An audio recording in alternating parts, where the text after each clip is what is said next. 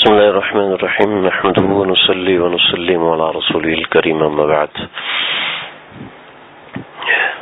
ہجرت النبی صلی اللہ علیہ وسلم کا سلسلہ ہمارا الحمدللہ کافی حد تک اس درجے تک پہنچا تھا کہ ہجرت کر کے نبی کریم صلی اللہ علیہ وسلم مدینہ شریف پہنچ کے حضرت ابو ایوب انصاری رضی اللہ تعالیٰ عنہ کے گھر کے پاس آپ صلی اللہ علیہ وسلم نے قیام فرمایا.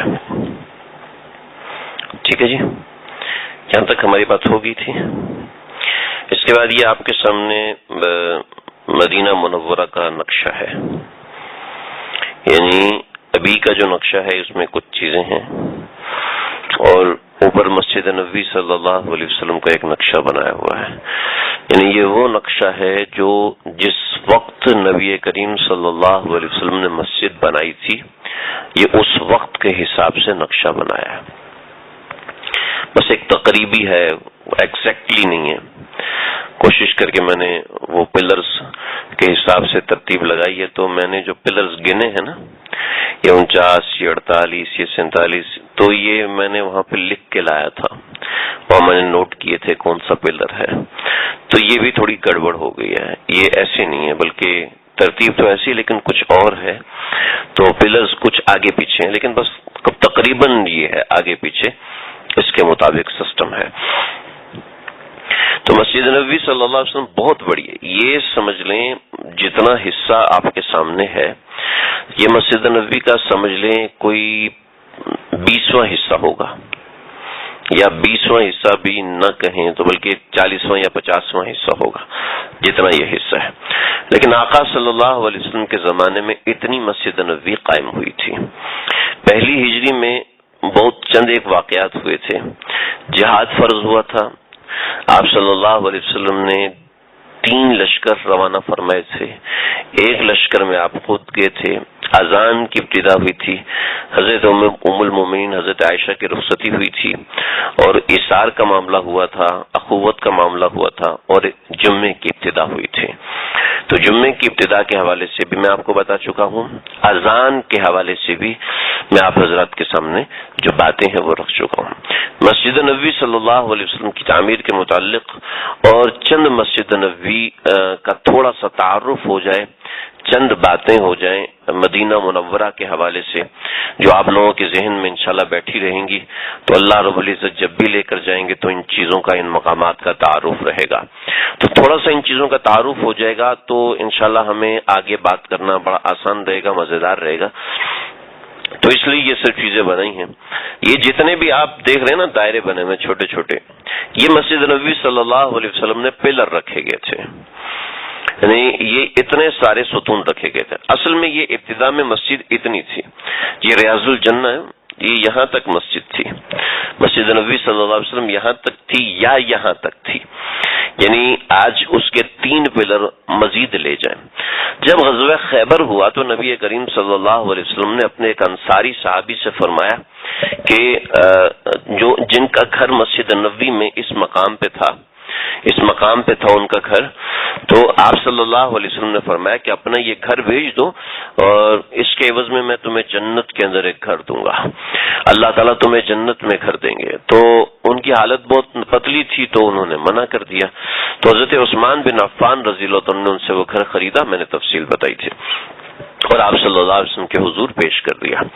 تو اس کے بعد 7 ہجری میں یہ توسیع ہوئی ہے جس میں سیدنا ابو ہریرہ بھی شامل تھے، حضرت عمر بن عاص بھی شامل تھے اور کئی دیگر صحابہ اس میں شامل تھے. عمر بن عاص نہیں، کوئی اور صحابی مجھے نام ذہن سے نکل گیا. تو یہ مسجد نبوی صلی اللہ علیہ وسلم کی جو تعمیر ہے اس کی ایک نشانی ہے، وہاں پر سبز رنگ کی پٹی مسجد نبوی کے تمام ستونوں کے اوپر لگی ہوئی ہے جو مسجد نبوی صلی اللہ علیہ وسلم کا حصہ تھے جس وقت آپ صلی اللہ علیہ وسلم نے مسجد نبوی بنائی تھی. تو یہ سارے کے سارے ستون وہ خوش نصیب جگہ پر ہیں جو مسجد نبوی صلی اللہ علیہ وسلم قدیم تھی. اور مسجد نبوی صلی اللہ علیہ وسلم نے 2 مرتبہ آتش زدگی ہوئی تھی. اس آتش زدگی کے اندر بہت سے پلر جل گئے تھے. تو پھر حضرت عثمان بن عفان نے مسجد نبوی صلی اللہ علیہ وسلم کی توسیع کی اور پھر اس کے اندر لوہے کے معذرت چاہتا ہوں پتھر کے ستون لگائے. جو پتھر کے ستون بنے ہیں تو پھر یہ ستون اسی جگہ پر قائم ہوئے جس جگہ پر نبی کریم صلی اللہ علیہ وسلم نے ستون بنائے تھے. تو لہذا اس میں ان ستونوں کی جگہ پہ کوئی تبدیلی نہیں ہے، یعنی ستون اپنی جگہ پر ہے. مدینہ کے جغرافیے کے حوالے سے اس وقت جو سب سے ماہر انسان ہیں مدینہ شریف میں مقیم ہے ڈاکٹر الیاس عبد الغنی.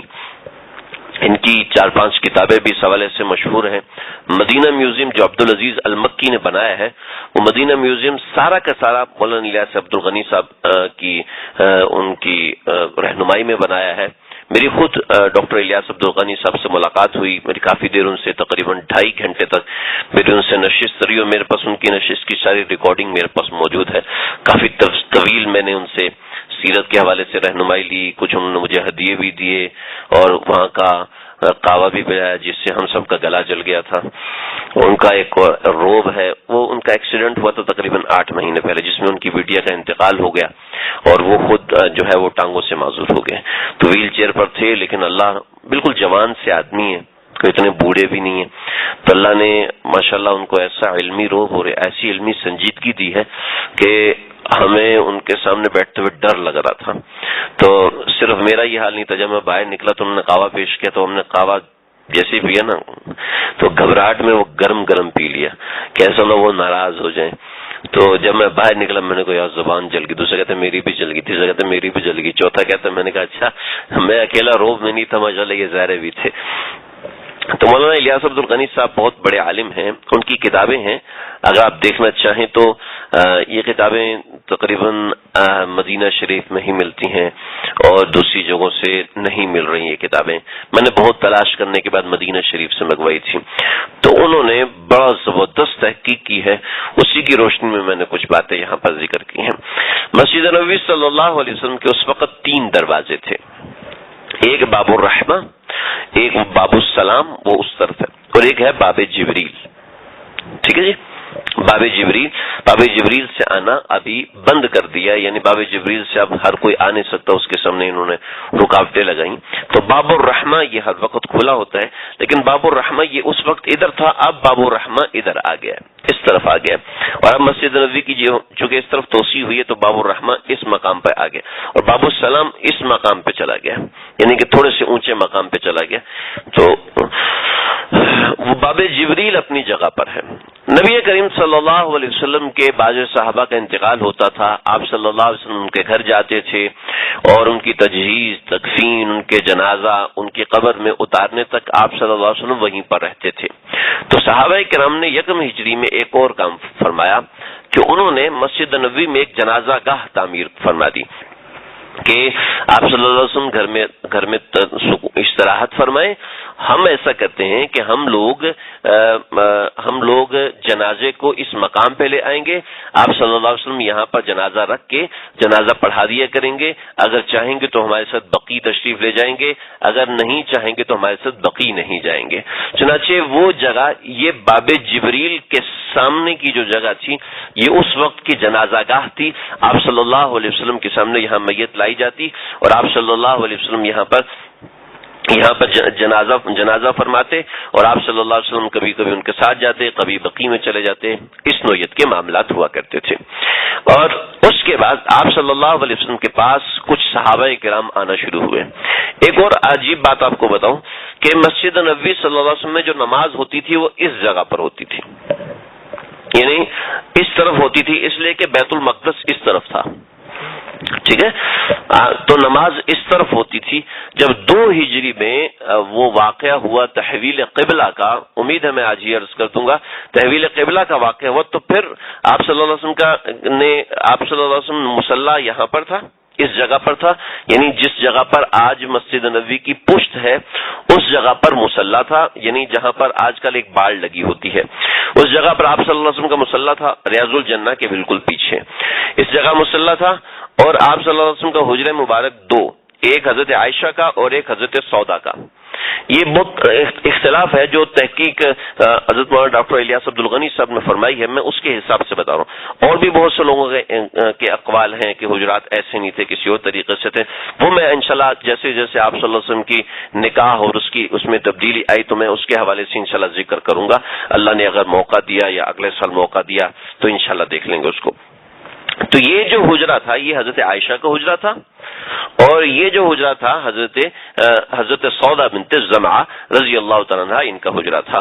جب تحویل قبلہ ہوا آپ صلی اللہ علیہ وسلم یہاں پر منتقل ہوئے کہ یہ مصلی نبوی صلی اللہ علیہ وسلم آج بھی وہاں پر محراب بنی ہوئی ہے، محراب موجود ہے. اس جگہ پر آپ صلی اللہ علیہ وسلم تشریف لائے اور اس جگہ کے سامنے حضرت عائشہ رضی اللہ تعالیٰ عنہ کا حجرہ تھا. ہمارے علماء کا اختلاف ہے کہ جب نماز ختم ہوتی ہے تو نماز ختم ہونے کے بعد کس طرف رخ کر کے بیٹھنا چاہیے. تو جو حنفیہ کا قول ہے وہ یہ ہے کہ جب نماز ختم ہوتی ہے اور آپ نے عوام سے کوئی بات کرنی ہے تو اس طریقے سے دائیں طرف سے گھوم کے بائیں طرف یعنی پیچھے کی طرف رخ کر لیا جائے، یعنی اس طرح گھوما جائے، اس طرح نہیں گھوما جائے، یعنی اینٹی کلاک وائز گھوما جائے اور اینٹی کلاک وائز گھوم کے عوام کی طرف رخ کر کے بیٹھ جائے. بعض علماء کہتے ہیں نہیں، آپ صلی اللہ علیہ وسلم کلاک وائز یعنی اس طرف گھومتے تھے اور اس طرف رخ کر کے بیٹھ جاتے تھے. جو امام ابو حنیفہ کی تحقیق ہے تو امام ابو حنیفہ فرماتے ہیں آپ صلی اللہ علیہ وسلم اینٹی کلاک یعنی کلاک کے الٹا اس طرف گھومتے تھے، اس لیے کہ آپ صلی اللہ علیہ وسلم کے گھر مبارک ادھر تھے. آپ نے جب بات فرمانی ہوتی تھی تو آپ صحابہ کی طرف رخ فرماتے تھے، اور جب آپ نے بات نہیں فرمانی ہوتی تھی جیسے عصر کی نماز کے بعد ہے، جیسے فجر کی نماز کے بعد ہے، بات نہیں فرمانی تو نماز کے بعد آپ اس طرف رخ فرماتے اور دعا فرماتے اور دعا فرما کے سیدھا اپنے گھر تشریف لے جاتے تھے. تو آپ صلی اللہ علیہ وسلم ایسے عمل کیا کرتے تھے. تو یہ حجرات کی تاریخ ہے. آج بھی حجرہ عائشہ رضی اللہ تعالیٰ وہ اسی مقام پر ہے، اسی مقام پر حجرہ عائشہ ہے، جس کی وجہ سے یہ سمجھ میں آتا ہے کہ واقعتاً آپ صلی اللہ علیہ وسلم اسی طرف رخ کر کے بیٹھا کرتے تھے. تو یہ تحویل قبلہ جب ہوا، چلے تحویل قبلہ کا میں آپ کو بتاتا ہوں. نبی کریم صلی اللہ علیہ وسلم یہاں پر ہیں. یہ جو میں نے جگہ بنائی ہے یہ اتنی سی جگہ ہے مسجد نبوی کی. یہ جو میں نے آپ کے سامنے جگہ پیش کی یہ صرف اتنی سی جگہ ہے. باقی مسجد نبوی اس میں بڑی تاریخ ہے، بہت طویل تاریخ ہے اس میں پڑھنے کی، اور پڑھیں گے بھی تو مشکل ہو جائے گی. آپ صلی اللہ علیہ وسلم آپ صلی اللہ علیہ وسلم کسی صحابی کی عیادت کے لیے یہاں سے اس مقام پر آئے، یہاں سے قبلتین کے پاس آئے. جب آپ صلی اللہ علیہ وسلم اس مقام پر آئے، یہ 2 ہجری کا واقعہ ہے.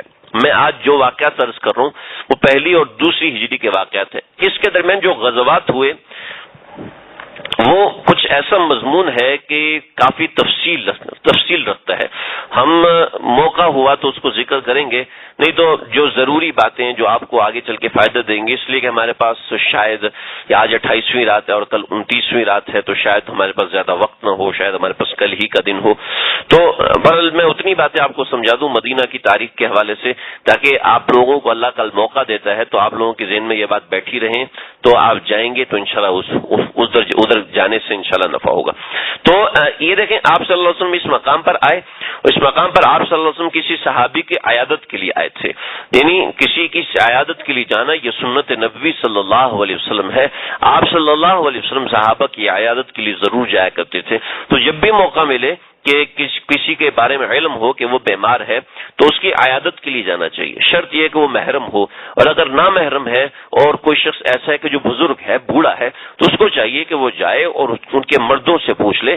جوانوں کو نامحرم کی عیادت کے لیے نہیں جانا چاہیے، اس میں بہت سے مفسدات ہیں. لیکن کوئی شخص بڑی عمر کا ہے، معمر ہے، 35-40 سال عمر ہو گئی یا اس سے بھی بڑی عمر ہوگی، تو وہ پوچھ لیں ہاں جی بیٹی کا کیا حال ہے، ہاں جی آپ کی اہلیہ کا کیا حال ہے، خیریت سے ہیں، بیمار تھا، پتہ چلا میں نے دعا کی تھی، وغیرہ وغیرہ، کچھ تسلی کے کلمات کے. تو یہ عیادت کرنا مسنون ہے، اس کے اندر کچھ یہ بنیادی آداب. تو آپ صلی اللہ علیہ وسلم یہاں تشریف لائے تھے صحابی کی عیادت کے لیے. تو صحابی نے جو عیادت یہاں پر آپ صلی اللہ علیہ وسلم کو ظہر کی نماز کا وقت ہو گیا، تو آپ صلی اللہ علیہ وسلم نے اس مقام پر ظہر کی نماز ادا فرمائی تھی. اور ظہر کی نماز ادا فرما کے آپ صلی اللہ علیہ وسلم ظہر کی نماز پڑھ رہے تھے کہ ظہر کی نماز کے درمیان اللہ رب العزت کا حکم آ گیا کہ قد نرى تقلب وجهك في السماء فلنولينك قبلة ترضاها فول وجهك شطر المسجد الحرام. اے نبی آپ بار بار آسمان کی طرف منہ اٹھا کے دیکھتے ہیں کہ کہیں جبریل آ رہے ہیں، کہیں جبریل آ رہے ہیں، کہ کہیں وہ اللہ کا حکم تبدیل فرما رہے ہیں کہ اللہ کا حکم پہلے قبلہ اول کا تھا، اب حکم جو ہے وہ خانہ کعبہ کا. اس لیے کہ آپ صلی اللہ علیہ وسلم حرم کعبہ میں جب نماز پڑھا کرتے تھے تو آپ صلی اللہ علیہ وسلم حرم کعبہ میں جو نماز پڑھا کرتے تھے وہ حجر اسود اور رکن یمانی کے درمیان نماز پڑھتے تھے.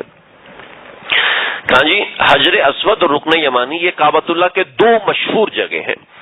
جو بھی جائے گا اس کو انشاءاللہ یہ جگہ بہت یاد رہیں گی، اس لیے کہ بہت ٹھڈے پڑیں گے یہاں پر، ٹھیک ہے، بہت ٹھوکرے پڑیں گے یہاں پر، تو انشاءاللہ یہ جگہ یاد رہیں گی. دریا پانی لے کے پانی لے کے آئیے. تو آپ صلی اللہ علیہ وسلم ادھر منہ کر کے ادھر نماز پڑھا کرتے تھے، اور اس کی بنیادی وجہ یہ ہے کہ یہاں پر کعبۃ اللہ کو بھی رخ ہوتا تھا اور بیت المقدس کو بھی رخ ہوتا تھا. ٹھیک ہے. جب آپ صلی اللہ علیہ وسلم مدینہ منورہ آئے تو آپ صلی اللہ علیہ وسلم نے خالصتاً بیت المقدس کی طرف رخ کر کے نماز پڑھنا شروع کر دی، اس لیے کہ کعبۃ اللہ اس طرف تھا اور بیت المقدس اس طرف تھا، تو اب دونوں کی توجہ نہیں کی جا سکتی تھی.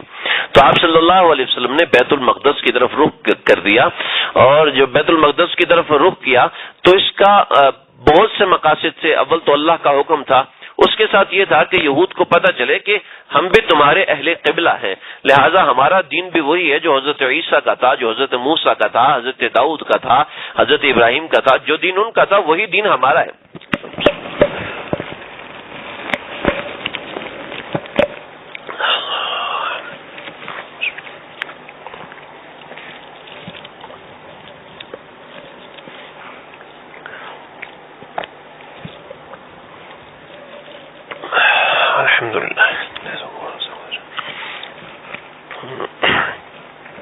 تو آپ صلی اللہ علیہ وسلم کی دلی خواہش یہ تھی کہ اب تو میں وہاں سے آ گیا ہوں، تو چلو اب تو میں قبلے کی طرف رخ کر کے منہ کروں نماز پڑھوں، لیکن آپ صلی اللہ علیہ وسلم کا اپنا اختیار تو نہیں ہے نا، جو حکم اللہ کا ہوگا اس حکم کے مطابق کام فرمائیں گے. چنانچہ آپ صلی اللہ علیہ وسلم نے اس طرف رخ کر کے نماز پڑھی. جب آپ نے اس رخ پہ نماز پڑھی تو نماز کے درمیان ہی وحی نازل ہوئی. تو آپ صلی اللہ علیہ وسلم کے کچھ صحابہ آپ کے پیچھے کھڑے ہوئے تھے. بعض لوگوں نے نام لیے ہیں لیکن مجھے بھی تحقیق نہیں ہے وہ کون کون صحابہ تھے، کہ لیکن میں بغیر تحقیق کی بات نہیں کر سکتا. تو آپ صلی اللہ علیہ وسلم نے اس طرف سے رخ پھوڑا، نماز کے درمیان پلٹے، اور نماز کے درمیان پلٹ کے آپ صلی اللہ علیہ وسلم اس طرف آ گئے.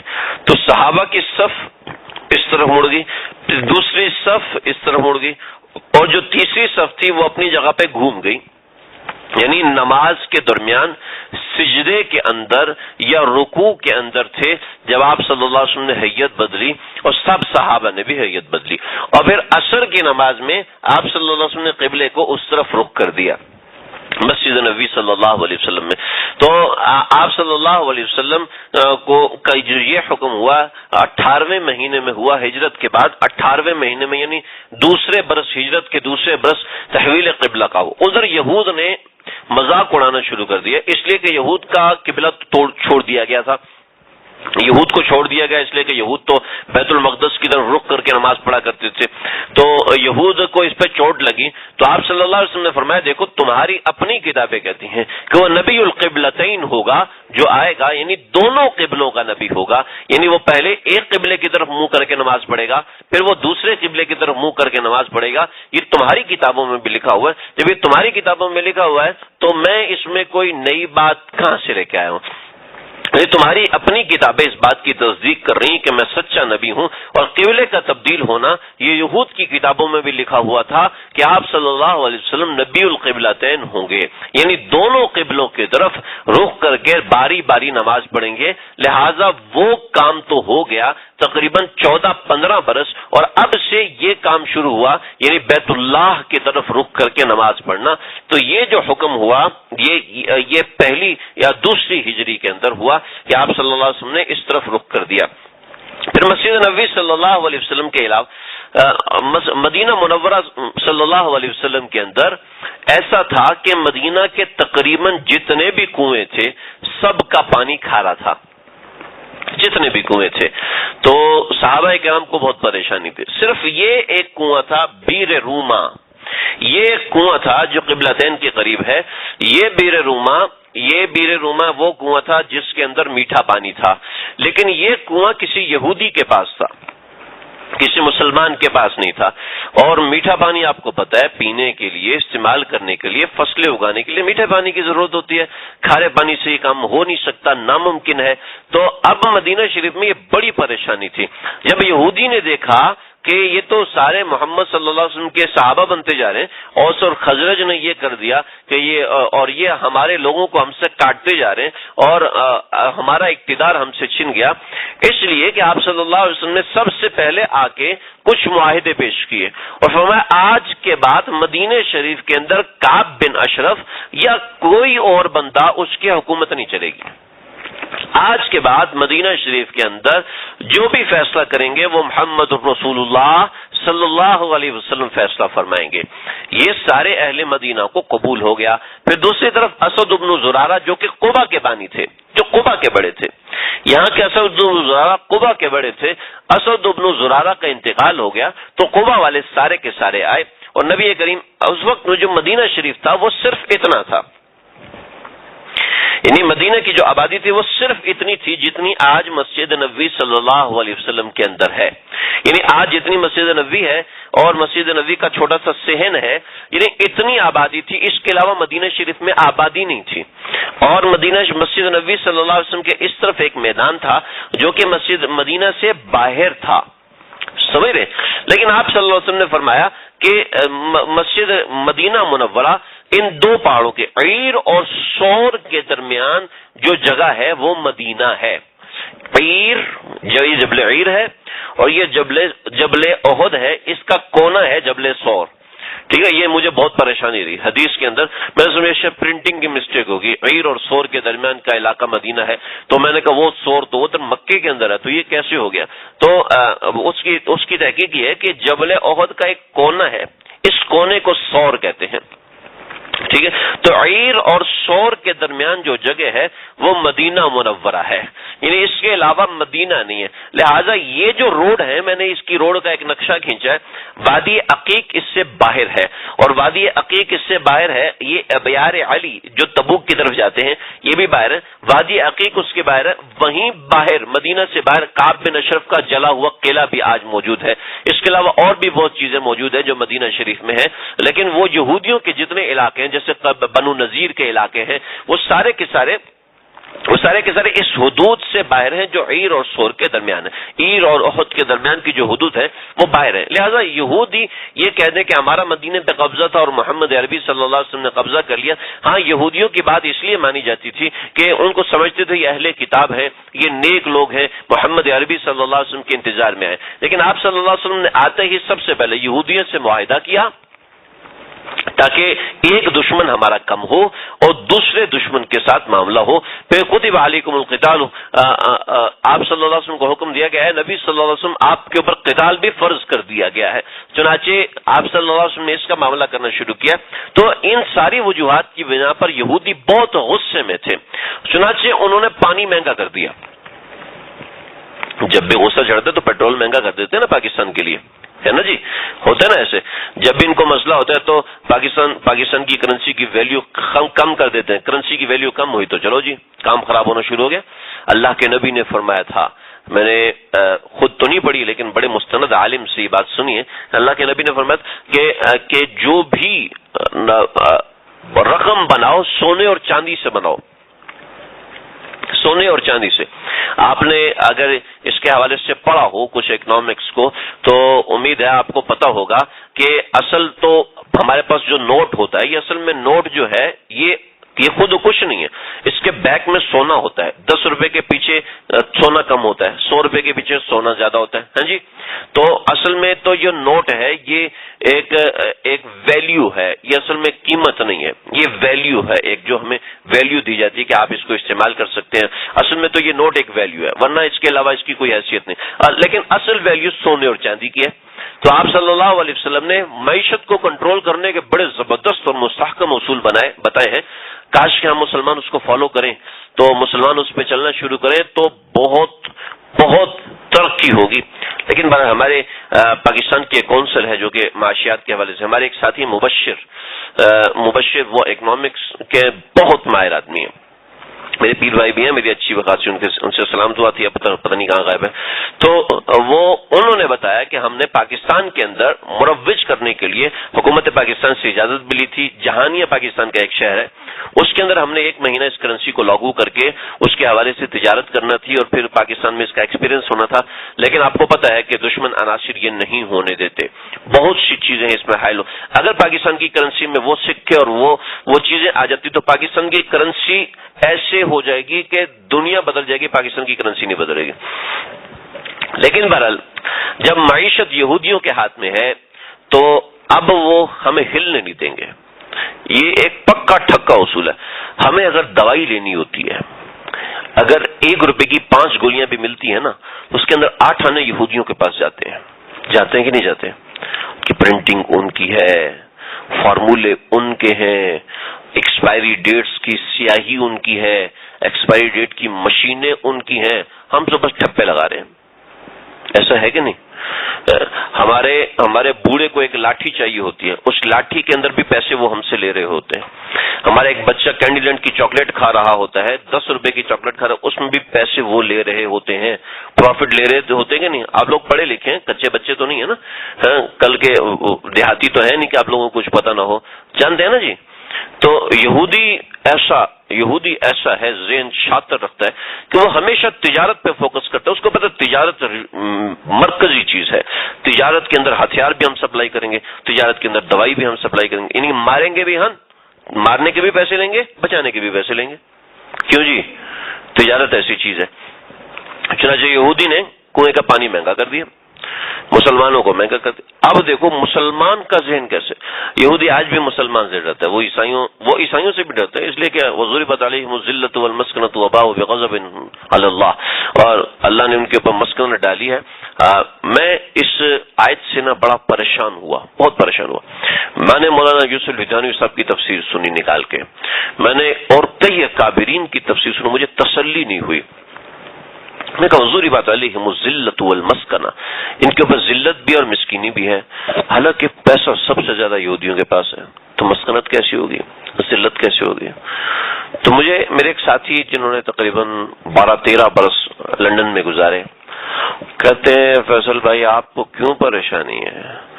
لگا مجھ سے پوچھو، میں دیکھ کے آیا ہوں یہودیوں کو، میں دیکھ کے آیا ہوں. جو جیوز اسٹریٹ ہے نا لندن کے اندر، انہوں نے مجھے کہا آپ انٹرنیٹ پہ سرچ کرو، جیوز اسٹریٹ ہے نا لندن کے اندر، ان کے گھروں کے دروازے اتنے گھٹیا ہیں جتنے ہمارے پاکستان کے اندر کسی عام آدمی کا دروازہ ہے وہ بھی بہت اچھا ہوگا. لندن کے اندر جیوز اسٹریٹ ہے. اب اس میں دیکھیں کہ ان کے گھروں کے دروازے، گھروں کی حالت اتنی خستہ ہے. اور کہنے لگے کہ میں ٹرکش ایئر لائن پہ تھا، میرے ساتھ ایک دفعہ 2 یہودی بیٹھ گئے، تو مجھے کہنے لگا یو آر محمد؟ کہتے ہاں، وہاں پہ سارے مسلمان محمد کہتے ہیں. تم محمد ہو؟ کہتے جی میں محمد ہوں. کہنے لگے کہ تم کون ہو؟ کہتے میں ٹرک ڈرائیور ہوں. ایک کہتا میں ٹرک ڈرائیور ہوں، دوسرا کہتا میں اس کا کنڈکٹر ہوں. ٹھیک ہے. اور تھے وہ کوئی رئیس. کہنے لگے میری سیٹ کھڑکی والی تھی تو وہ اس پہ بیٹھے ہوئے تھے. میں نے کو ایک دفعہ سختی سے کہا نا دبک کے ادھر بیٹھ گئے. کہتے اتنا ڈر گئے کہ اٹینڈنٹس انہوں نے کہا ہماری سیٹ تبدیل کرو، یعنی ہم مسلمان کے ساتھ بیٹھ نہیں سکتے، اتنے ڈرپوک ہیں.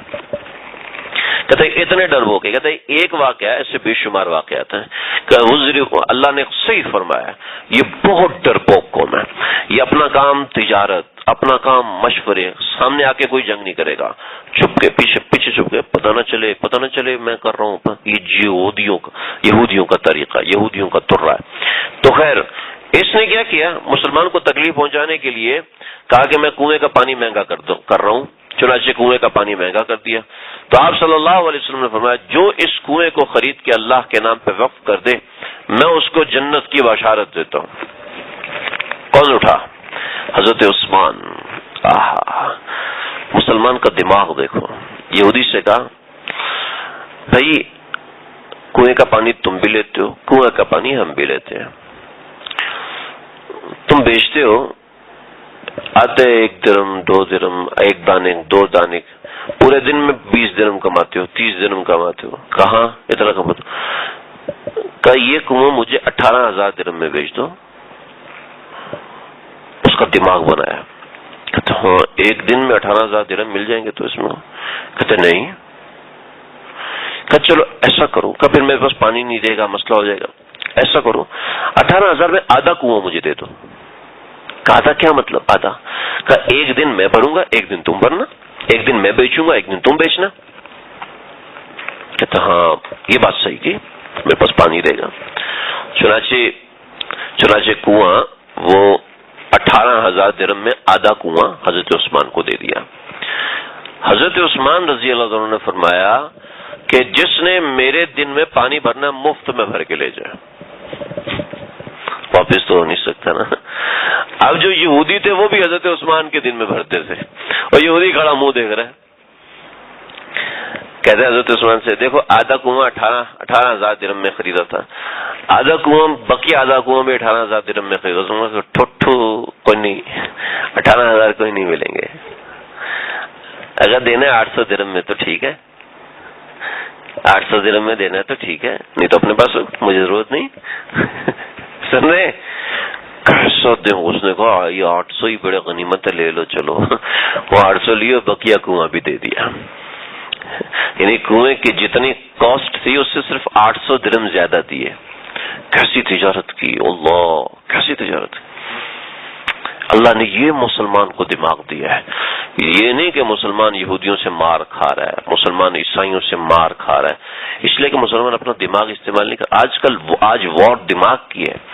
آج وار مکوں کی وار نہیں ہے، آج دماغ کی وار. ایک بٹن دباؤ سارا انڈیا تباہ، یہ وار ہے آج یہ وار ہے. ایک بٹن دباؤ سارا اسرائیل تباہ، یہ وار ہے آج. آج محنت کی وار ہے، آج لڑنے کی وار نہیں ہے، آج لڑنے کی جنگ نہیں ہے.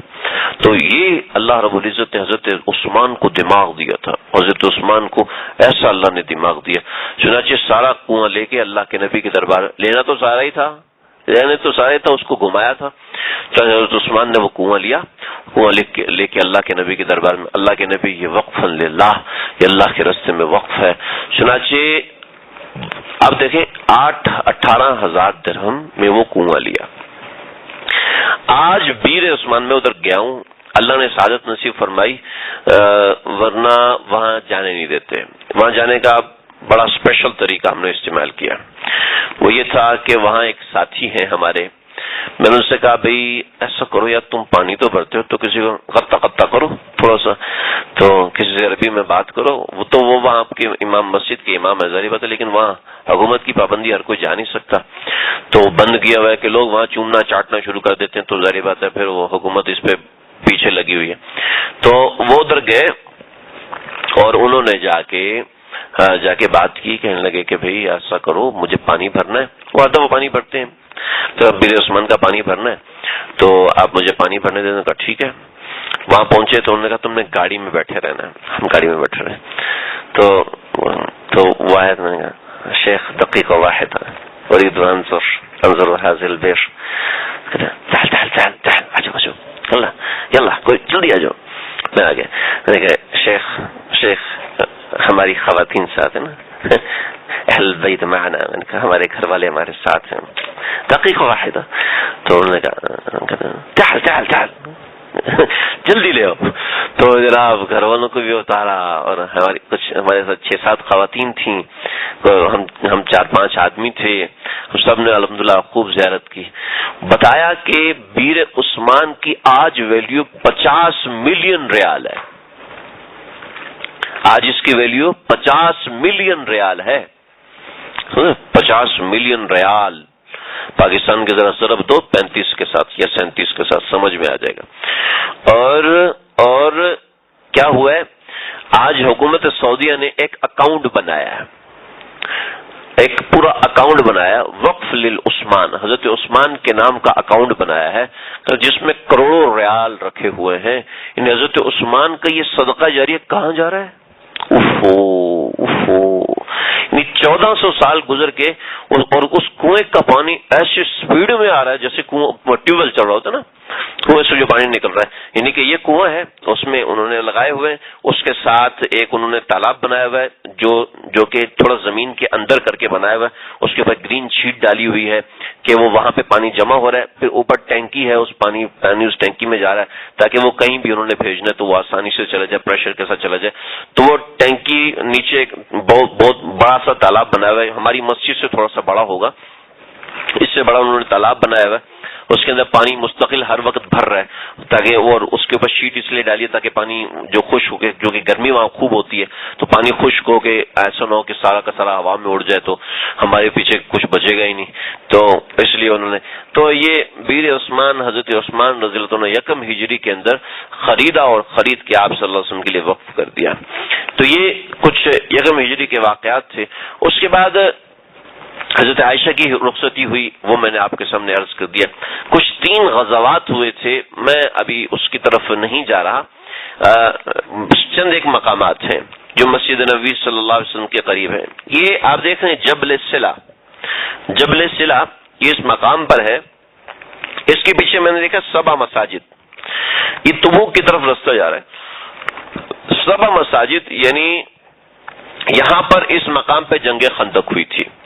یعنی آپ صلی اللہ علیہ وسلم نے ادھر خندق کھودی تھی، خندق کھودی اور خندق کھود کے یہ خندق احد تک چلی گئی تھی. وہاں سے مدینہ شریف کا رستے میں پورے سنگریزے تھے.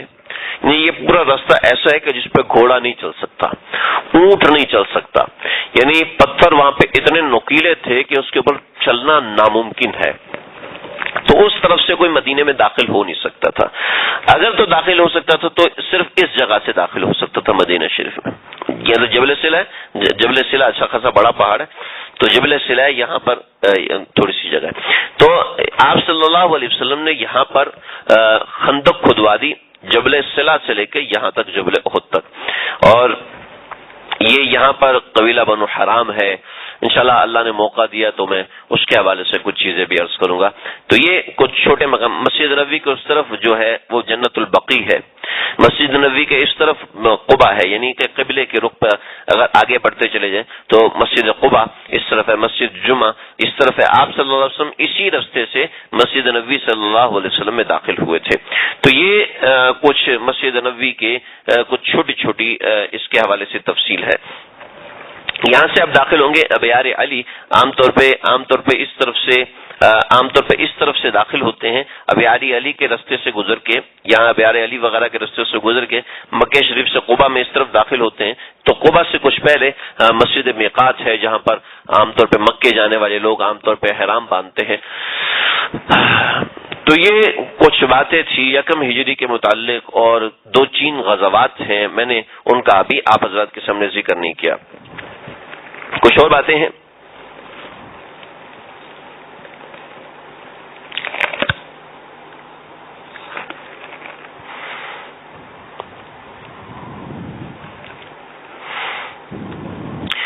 دو ہجری کے اندر اللہ رب العزت نے زکوٰۃ فرض کی. 2 ہجری کے اندر اللہ رب العزت نے صدقہ فطر فرض کیا، روزے کو فرض کیا، عیدین کی ابتدا ہوئی اور قربانی شروع ہوئی. اور 2 ہجری کے اندر ایک بڑا زبردست کام ہوا جس کا نام غزوہ بدر ہے. انشاءاللہ ہم غزوہ بدر اور فرضیت جہاد اور اس طرح کی کچھ باتیں ہیں وہ انشاءاللہ آئندہ ذکر کریں گے. آج بس اتنا ہی کافی ہے. اللہ تعالیٰ مجھے آپ کو ہم سب کو سمجھنے کی اور عمل کرنے کی توفیق عطا فرمائے. اصل میں آگے ہیں غزوات کی اچھی خاصی تمہید ہے، اور غزوہ بدر کے حوالے سے کافی تفصیلی باتیں ہیں. میری اس پہ مکمل تیاری نہیں ہے جی، اس ایک ہی دن میں انشاءاللہ یہ سب کریں گے. میں اس کو زیادہ دیکھ نہیں سکا ہوں. آپ لوگ دعا کریں، اللہ تعالیٰ عافیت رکھے، اللہ سلامتی رکھے. آخر دعوانا الحمدللہ رب العالمین. مطلب میں اجمالاً آپ کو بتا دیتا ہوں، غزوہ بدر کے 2 ہجری کے اندر تقریباً 7 غزوات ہوئے ہیں. پہلی ہجری میں 3 غزوات، یعنی 3 سریے اور 1 غزوہ. 2 ہجری کے اندر 7 غزوات ہوئے. ایک غزوہ بدر ہوا ہے اس کو غزوہ بنو سلیم ہوا ہے، اور غزوہ سویق ہوا ہے، غزوہ غطفان ہوا ہے، اس طریقے سے اور بھی. پھر غزوہ بدر سے واپسی پہ آپ صلی اللہ علیہ وسلم کی بیٹی حضرت رقیہ رضی اللہ تعالیٰ عنہ ان کی وفات ہوئی ہے. حضرت رقیہ رضی اللہ تعالیٰ عنہ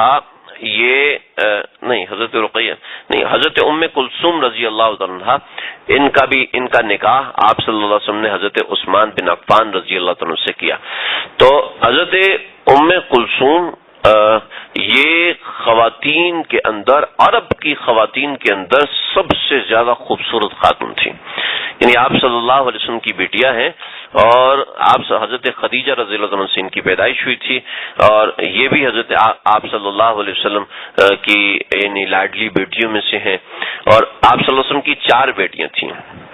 عام طور پر سمجھا جاتا ہے ایک بیٹی ہے حضرت فاطمہ، نہیں، حضرت رقیہ، حضرت ام کلثوم، حضرت زینب اور حضرت فاطمہ. کتنی بیٹیاں جی؟ 4 بیٹیاں، حضرت رقیہ، ام کلثوم، زینب اور فاطمہ. ٹھیک ہے. حضرت زینب کا نکاح ہوا تھا حضرت عاص بن ربیع سے. ان کا قصہ تقریباً ہمارے پاس 3 یا 4 ہجری کے اندر موجود ہے. تو حضرت عاص بن ربیع رضی اللہ عنہ، اور اس کے بعد 2 بیٹیوں کا نکاح تھا حضرت عثمان کے ساتھ، اور ایک بیٹی حضرت فاطمہ کا نکاح تھا حضرت علی مرتضیٰ رضی اللہ تعالیٰ عنہ کے ساتھ. ان کے نکاح کے اندر بھی بڑی باتیں ہیں. آپ صلی اللہ علیہ وسلم کی یہ دونوں بیٹیاں حضرت رقیہ اور حضرت ام کلثوم یہ پہلے ابو لہب کے 2 بیٹوں کی نکاح میں تھیں.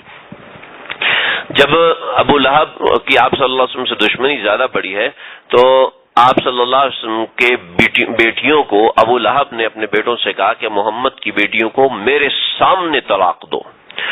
چنانچہ عتبہ اور عتیبہ نے آپ صلی اللہ علیہ وسلم کے سامنے مکہ مکرمہ کے اندر، چونکہ اس وقت غیر مسلم سے نکاح حرام نہیں ہوا تھا، ٹھیک ہے، تو آپ صلی اللہ علیہ وسلم کے سامنے ان لوگوں نے آپ صلی اللہ علیہ وسلم کو ذلیل کرنے کے لیے، تکلیف دینے کے لیے، پریشان کرنے کے لیے، یعنی کہ یہ لوگوں کے سامنے رسوا ہو جائیں کہ اس کی بیٹیوں کو تو طلاق ہو رہی ہے اور ایسا ہو رہا ہے ویسا ہو رہا ہے. تو دین کی خاطر ہمارے آقا صلی اللہ علیہ وسلم نے یہ تکلیفیں اٹھائی ہیں. دین کی خاطر یہ تکلیفیں اٹھائی جاتی ہیں، یہ معمولی چیز نہیں ہوتی، بڑا دل پسیج ہو جاتا ہے، بڑے دل پہ لگتی ہیں. تو آپ صلی اللہ علیہ وسلم نے کبھی بد دعا نہیں دی. جب اس نے کہا نا ام کلثوم کو طلاق دیتا ہوں، تو آپ نے فرمایا اللہم صلیت علیہم قلبا من قلابک. بیٹیوں کا غم برداشت نہیں ہوتا، اللہ کے نام، اللہ اس کے اوپر اپنے کتوں میں سے کتا مسلط کر دے. وہ وہاں سے بھاگا ہے. محمد نے بد دعا دے دی، اب میں نہیں بچتا. محمد نے بد دعا دے دی، اب میں نہیں بچتا. ابو لہب کے پاس گیا، ابا یہ کیا ہو گیا؟ کہا بیٹا اب میں کیا کر سکتا ہوں، تو ایسا کر شام نکل جا، تو ایسا کر شام نکل جا. محمد کی بات کبھی رد ہوتی نہیں ہے. شام گیا، لوگوں سے کہا مجھے ڈر لگتا ہے، میں سو نہیں سکتا، تم میرے ساتھ جاگو. لوگوں نے کہا ہم کہاں سے جاگیں تیرے ساتھ، سو جاؤ. اپنا سارا سامان اس کے آگے پیچھے رکھا اور اس کو رکھ کے سو گیا. رات کے سو گئے، یہ اندر سامان کے اندر سویا. لوگوں نے رات کو وقت ایک شیر آیا جو سامان کو پار کرتا ہوا اس سامان کے اندر گھسا اور اس کو چیر پھاڑ کے برابر کر دیا. چونکہ سامان دائیں بائیں رکھ کے اونچا بنایا ہوا تھا، اس وجہ سے بھاگ بھی نہیں سکتا تھا کہ شیر آ گیا، اور اس کو چیر پھاڑ کے برابر کر دیا. تو اللہم صلی علیہم قلبا من قلابک، اے اللہ اپنے درندوں میں سے، اپنے کتوں میں سے کتا اس پہ مسلط فرما دے. چنانچہ لوگوں کو پتہ چل گیا اب یہ بچتا نہیں ہے. تو حضرت ام کلثوم یہ بھی طلاق یافتہ تھی. حضرت رقیہ اس کو بھی عتبہ نے طلاق دی تھی، لیکن اس نے ایسی بدتمیزی آپ صلی اللہ علیہ وسلم کے سامنے نہیں کی، بس خاموشی سے طلاق دے دی تھی. اس لیے کہ حضرت رقیہ کی رخصتی نہیں ہوئی تھی، حضرت ام کلثوم کی رخصتی ہو چکی تھی.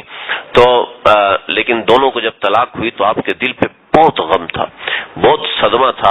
حضرت بی بی رقیہ کا انتقال ہوا بدر کے بعد، تو آپ نے حضرت ام کلثوم کو نکاح میں دے دیا. جب حضرت ام کلثوم کے ساتھ بھی نکاح کا بھی انتقال ہوا تو آپ نے فرمایا کہ عثمان اگر میری اور بیٹیاں بھی ہوتی تو وہ بھی میں تیرے نکاح میں دے دیتا. حضرت عثمان کائنات کے وہ واحد صحابی ہیں کہ جن کو یہ شرف حاصل ہے کہ وہ ایک نبی کے 2 مرتبہ داماد بنے ہیں. ورنہ کائنات میں کسی اور انسان کو یہ شرف حاصل نہیں ہے کہ وہ کسی نبی کا 2 مرتبہ داماد بنے.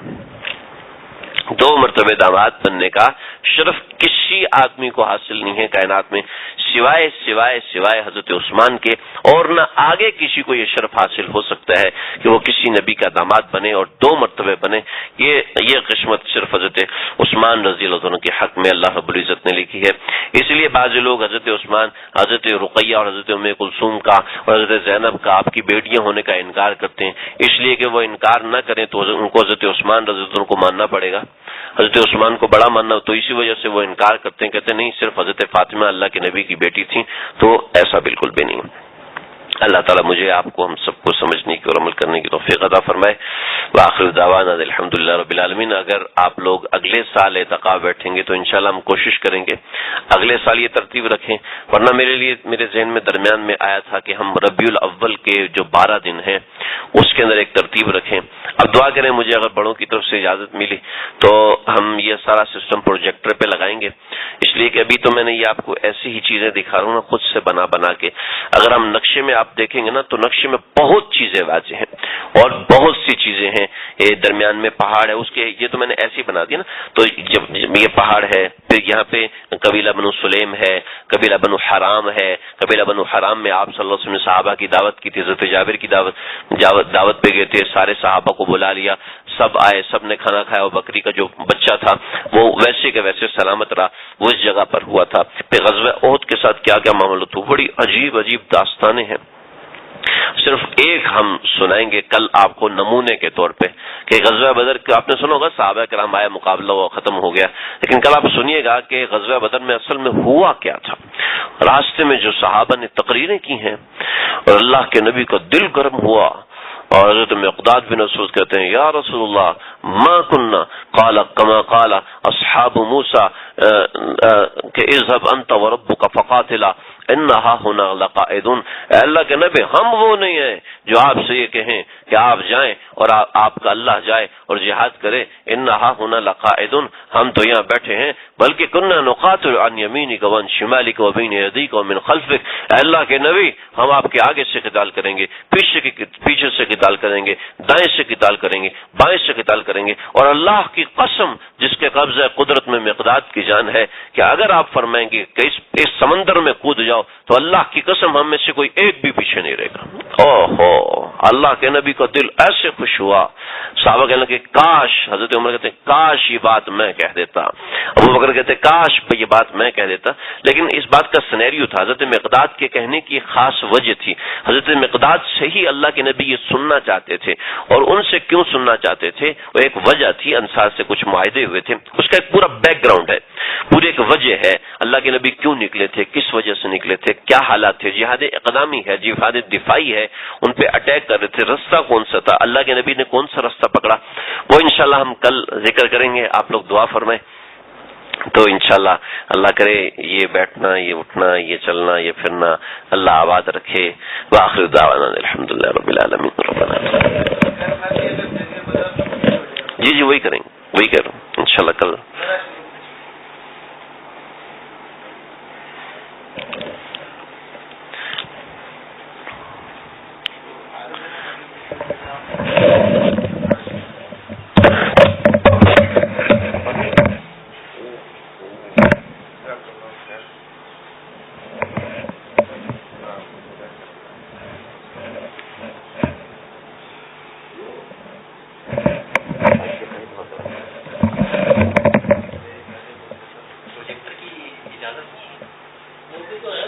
موبائل ہے کیا یہ